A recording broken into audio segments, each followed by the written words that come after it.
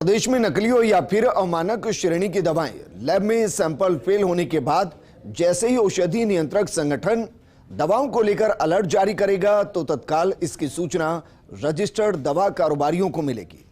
अमानक दवाओं के हर माह जारी होने वाले खानापूर्ति के कागजी अलर्ट की व्यवस्था में सुधार की दिशा में औषधि नियंत्रक संगठन ने गंभीरता से काम करना शुरू कर दिया। आखिर क्या है मौजूदा व्यवस्था, खामियां और क्या है सुधार की सोच, ये रिपोर्ट देखिए।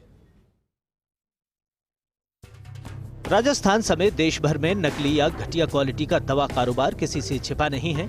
किसी जगह दवा तय मापदंड पर खरी नहीं उतरी तो कई दवाओं में तय घटक शून्य तक पाए जाते हैं, जिसका खामियाजा आम जन को उठाना पड़ता है। इसके पीछे पहला कारण है जांच का दायरा कम होना और दूसरा अवमानक श्रेणी की दवाओं के एक्शन की खानापूर्ति की सरकारी प्रक्रिया। दरअसल राजस्थान में जांच के दौरान हर महीने दर्जनों दवाएं अवमानक मिलती हैं। लैब की सूचना के आधार पर औषधि नियंत्रक संगठन अलर्ट नोटिस जारी करता है, लेकिन प्रचार प्रसार के अभाव में ये प्रक्रिया सिर्फ कागजी साबित हो रही है।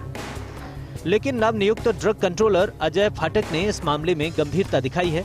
फाटक का दावा है कि दवा कारोबारियों के मोबाइल नंबर विभाग के पास उपलब्ध हैं। DOIT के सहयोग से इस तरह का सिस्टम विकसित किया जा रहा है, जिससे अलर्ट नोटिस के बारे में दवा कारोबारियों को तत्काल मोबाइल पर मैसेज मिल सके।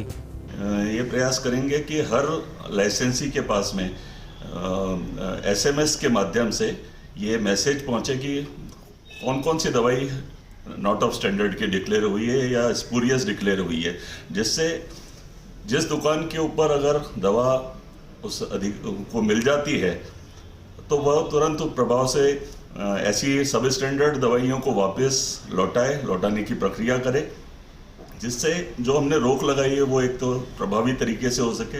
राजस्थान में दवा एनालिसिस रिपोर्ट कार्ड पर नजर डालें तो वित्तीय वर्ष 2016-17 में 4,303 जांच सैंपल थे, जिनमें से 182 सैंपल अवमानक श्रेणी के पाए गए। 2017-18 में 4,149 जांच सैंपल लिए गए, जिनमें 300 अवमानक श्रेणी में पाए गए। 2018-19 में 3,207 सैंपल लिए गए, जिनमें 206 अवमानक श्रेणी के थे। 2019-20 में 5,619 सैंपल लिए गए, जिनमें 193 अवमानक श्रेणी में पाए गए।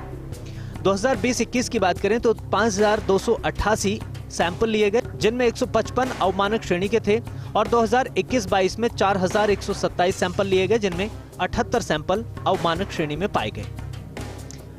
औषधि नियंत्रक अजय फाटक का दावा है कि अलर्ट नोटिस के क्रियान्वयन की जिम्मेदारी फील्ड अधिकारियों की है, लेकिन जिस तरह से फील्ड में दवा दुकानों का अंबार है उसे देखकर उन्होंने भी माना कि ऑनलाइन सूचना तंत्र के माध्यम से व्यवस्था में काफी सुधार हो सकता है।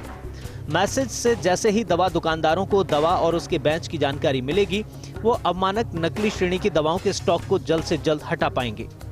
अभी हमने विभिन्न केमिस्ट एसोसिएशन से भी चर्चा करके ये लिया कि टेलीग्राम के माध्यम से भी मास कम्युनिकेशन किया जा सकता है, जिसके लिए भी हम आगे की व्यूह रचना बना रहे हैं कि टेलीग्राम के माध्यम से न केवल केमिस्ट जो हमारे साथ जुड़े हुए हैं, लेकिन एक आम नागरिक को भी इसके बारे में उस ग्रुप से जुड़ के उसको इन्फॉर्मेशन मिल सकती है कि औषधि नियंत्रण संगठन के द्वारा जो कार्रवाई की है और सब स्टैंडर्ड डिक्लेयर्ड ड्रग्स हैं उसके बारे में उनको जानकारी मिल सके।